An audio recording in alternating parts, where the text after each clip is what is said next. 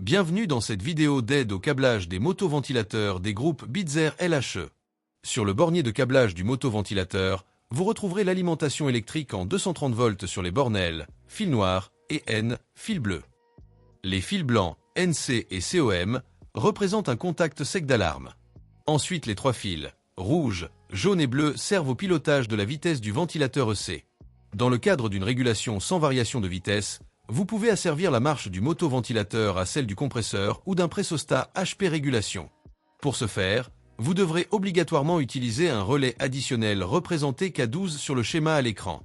Attention, ce relais très basse tension devra impérativement être adapté au courant inférieur à 10 mA pour 10 volts.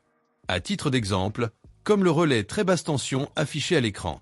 Pour les groupes avec deux ventilateurs, le principe de câblage restera le même où le relais très basse tension K12 avec deux contacts secs indépendants permettra d'alimenter chaque ventilateur. Une option de variation de vitesse est également disponible pour nos groupes LHE. Elle permet d'ajuster la vitesse de rotation des ventilateurs en fonction des conditions de fonctionnement et de la température extérieure. Le variateur de vitesse est alors positionné sur la tuyauterie liquide du groupe et prend en compte la pression de condensation de l'unité pour adapter en fonction le signal entre 0 V et 10 V qu'il transmet au ventilateur. Sur le schéma de câblage avec un ventilateur, le régulateur de vitesse est alimenté par le fil rouge du motoventilateur en plus 10 volts.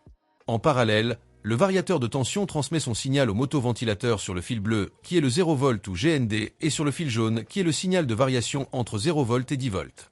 On retrouvera le même principe de câblage sur un groupe de condensation avec deux ventilateurs.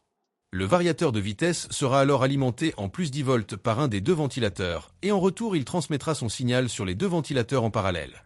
Enfin, vous noterez que les ventilateurs doivent rester alimentés en 230 volts en permanence. En effet, à la mise sous tension, les condensateurs internes se chargent et la rotation est possible uniquement après environ 30 secondes. Vous retrouverez ces informations de câblage, ainsi que les schémas électriques dans la notice technique livrée avec l'unité. Cette notice technique est également téléchargeable sur notre site internet. À bientôt pour de nouvelles vidéos.